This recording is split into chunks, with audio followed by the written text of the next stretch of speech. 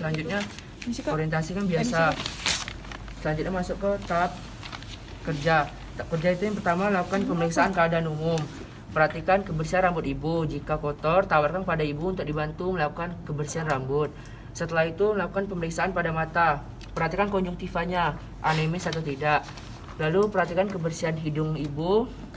Kemudian mulut juga kebersihannya. Kalau misalnya kotor, kita bantu tawarkan pada ibu untuk melakukan oral hygiene. Setelah itu pemeriksaan TTV. Lanjut ke pemeriksaan dada. Ibu, saya akan melakukan pemeriksaan dada ya, dengan tujuan untuk melihat produksi ASI ibu. Maaf ya ibu, bajunya saya buka bentar. Jangan buka. Aduh. Menggunakan buku-buku jari. Dua. Setiap sisinya di sebelah sini juga kemudian ditekan putingnya. Ibu, ASINya sudah keluar ya. Nanti bisa ibu coba nyusui adiknya ya. Bapaknya salah. Setelah itu berikan pancake kepada ibu. Bu, untuk meningkatkan produksi ASI, ibu harus makan makanan berprotein tinggi, sayur-sayuran, vitamin, dan juga ibu tidak boleh stres. Serta ajarkan ibu serta keluarga untuk melakukan terapi, yaitu terapi oksitosin, yaitu terapi untuk membantu meningkatkan produksi ASI ibu dan membuat ibu lebih rileks. Kemudian melakukan pemeriksaan pada abdomen atau perut. Ibu maaf ya, bajunya saya angkat bentar, mau melakukan pemeriksaan pada perut. Yang lakukan pertama itu perhatikan tinggi fundus uteri ibu. Setiap harinya akan turun 1 cm. Kemudian melakukan kontraksi uterus. Dikumpulin gini. Terus kalau padat atau keras itu maka normal, tapi kalau misalnya lembek tuh takutnya ada perdarahan. Kemudian melakukan pemeriksaan diastasis rectum abdominis atau pelebaran otot perut. Ibu boleh dibantu sebentar ya untuk posisi setengah duduk. Saya akan melakukan pemeriksaan pada otot perut ibu. Normalnya itu selebar jari telunjuk sampai jari tengah. Jika ada ruang yang melebihi maka ada gangguan pada masalah ibu. Kemudian lakukan palpasi kandung kemih, ditekan kandung kemihnya. Jika padat, tanyakan pada ibu kapan terakhir buang air kecil. Setelah itu melakukan pemeriksaan pada vagina. Ibu, maaf ya celananya saya buka sebentar. Saya akan melakukan pemeriksaan pada vagina ibu. Maaf bu. Kemudian posisikan kaki pasien litotomi. Menggunakan tanda-tanda reda, redness, udem, ekimosis, discharge sama aprosimetri.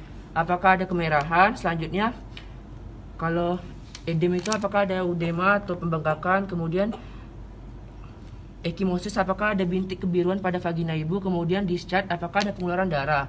Darah pada ibu setelah melahirkan disebut dengan nifas atau lokia, itu bisa dilihat di pembalut ibu.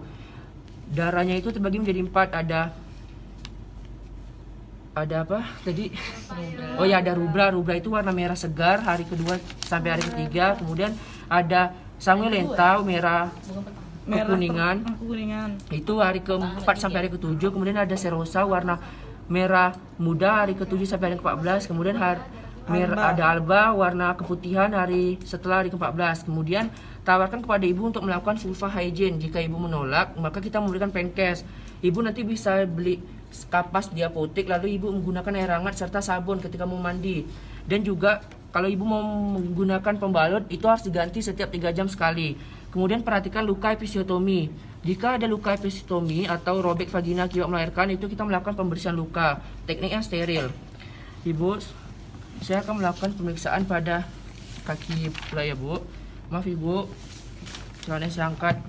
Perhatikan apakah ada udem atau tidak. Kemudian lihat apakah ada varises. Kemudian pemeriksaan tanda human. Tanda human itu ditekuk lututnya, dipegang terus ditekuk gini.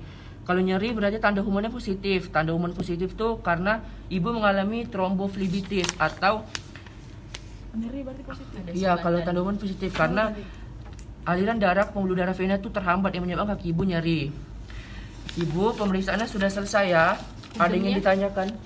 Udah. Ada yang ingin ditanyakan? Tidak. Bagaimana ibu perasaannya setelah melahirkan? Senang. Atau keras itu maka normal, tapi kalau misalnya lembek tuh takutnya ada perdarahan. Kemudian melakukan pemeriksaan diastasis rectum abdominis atau pelebaran otot perut. Ibu boleh dibantu sebentar ya untuk posisi setengah duduk. Saya akan melakukan pemeriksaan pada otot perut ibu. Normalnya itu selebar jari telunjuk sampai jari tengah. Jika ada ruang yang melebihi maka ada gangguan pada masalah ibu. Kemudian lakukan palpasi kandung kemih, ditekan kandung kemihnya. Jika padat, tanyakan pada ibu kapan terakhir buang air kecil. Setelah itu melakukan pemeriksaan pada vagina. Ibu, maaf ya celananya saya buka sebentar. Saya akan melakukan pemeriksaan pada vagina ibu. Maaf Bu. Kemudian posisikan kaki pasien litotomi. Menggunakan tanda-tanda reda, redness, udem, ekimosis, discharge sama aprosimetri.